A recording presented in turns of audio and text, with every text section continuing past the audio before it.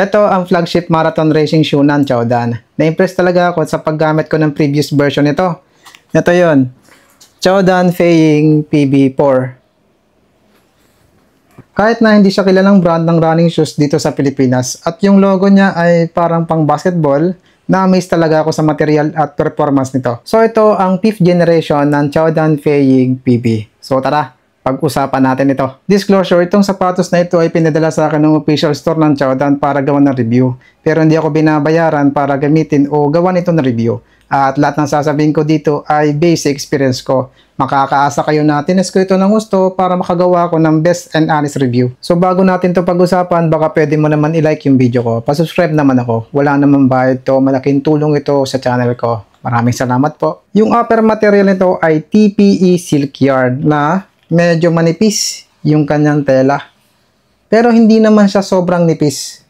Hindi naman siya yung isang ganun mo lang ay sira na. Matibay naman. Yung design ng pagkatahin nito, yung upper niya, ay napaka-breathable, napaka-transparent.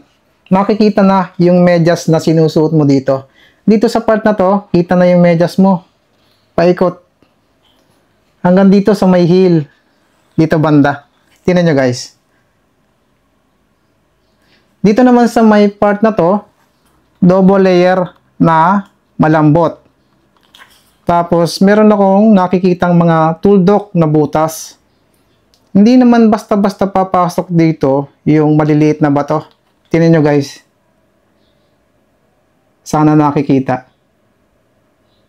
Yung design naman na to guys, itong white na to, ito ay baliktad na Q. Meron itong 1, 2, 3, 4, 5, 6, 7 lacing holes. Yung sintas niya guys ay soft. Sakto lang yung lapad at yung kapal. Napansin ko lang guys dito sa dulo ng sintas niya, ganito yung pagka-design. Pa-curve.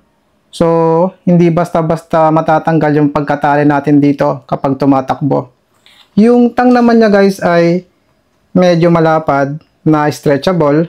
Manipis lang, walang foam. Sakto lang yung haba. May nakalagay sa kanyang 5.0. At dito sa bandang baba ng tang ay para siyang net. Tingnan nyo guys, na stretchable. Dito naman sa collar lining niya ay malambot, parang foam. Hindi naman siya ganun kakapal, manipis lang. Meron ako nararamdamang heel counter. Nandito yung logo ng Chaodan. May nakalagay dito na always reach sa kabila. Dito naman sa harapan, dito sa may collar lining, para siyang reflectorize. Dito naman sa likod, nakalagay yung 42.195 km. Kapag tinitinan ko guys yung part ng toe box, itong area nito, pabilog. Guys, hindi ko pa ito nasusuot, so sasabihin ko sa inyo kung pwede ito sa medyo malapad na paa o normal na lapad na paa pagkatapos kong itakbo. Sa tingin ko, yung pagkagawa ng upper nito ay para maging magaan itong sapatos. Yung material ng midsole naman ito guys ay Pro HP Rebound Technology. Kapag tinitinan ko siya guys at hinihipo ko siya, malambot siya tapos para siyang, hindi ako sigurado guys pero para siyang P-Box or Eva. Ang lambot kasi niya guys oh. Tingnan nyo. May dalawang klase ang midsole nito. Yung upper midsole ay mas malambot kaysa doon sa lower midsole. Yung upper midsole ay para sa shock absorption. Yung lower midsole naman ay mas matigas kaysa doon sa upper midsole. So yung lower midsole ay para sa stable at rebound. Yung kapal ng midsole nito dito sa forefoot ay 27 mm. Dito sa heel ay 34 mm. So, meron itong 7 mm drop. Hindi lang yon, mas pinalapad nila ng 5 mm yung heel nito para sa added stability nitong sapatos. So, sa mga heel striker dyan, maganda ito para sa inyo. At may napansin ako sa midsole nito guys, kapag kinakapa ko yung footbed niya, tsaka itong part ng midsole dito sa gilid, hindi sila pantay. So, kapag sinuot natin to, yung heel natin ay nakalubog ng konti dito sa bandang heel. So, sa tingin ko, dagdag yon sa pagiging stable nitong sapatos. Pagdating naman sa energy feedback, meron itong 90% energy feedback. Yung carbon plate naman ito guys ay full-length spade ang design na malapad dito sa forefoot. Tapos makikita na yung carbon plate niya dito sa may forefoot kasi may butas. Then yung design ng carbon plate niya papunta dito sa heel ay parang pala. Pa ganon, pa curve.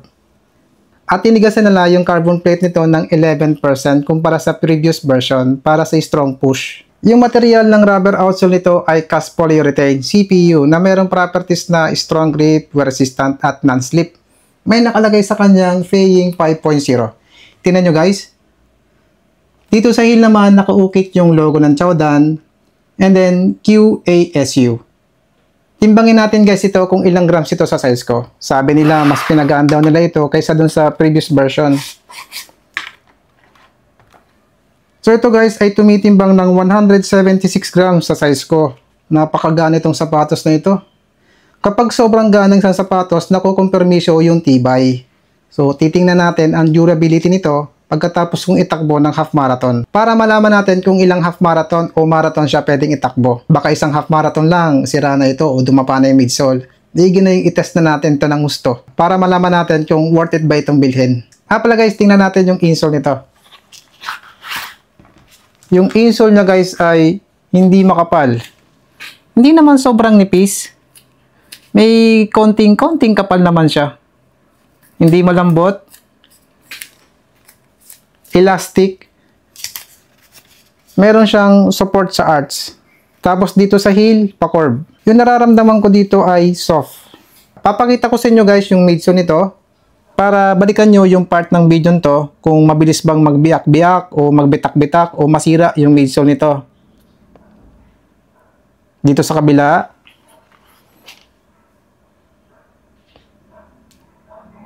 Ayan. Tingnan nyo din guys yung rubber outsole. Papakita ko rin sa inyo. Para i-compare ninyo pagkatapos kong itakbo kung mabilis mapudpud yung rubber outsole.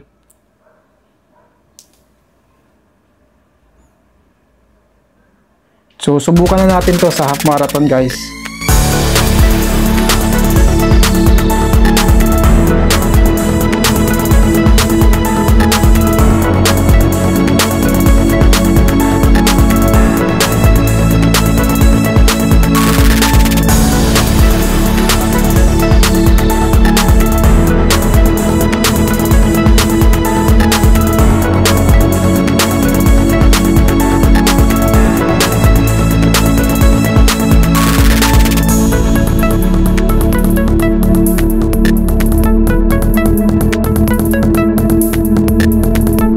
21 km oras, 1 hour and 57 minutes, average pace 5 minutes and 36 seconds, max pace 4 minutes, average SR 140 BPM.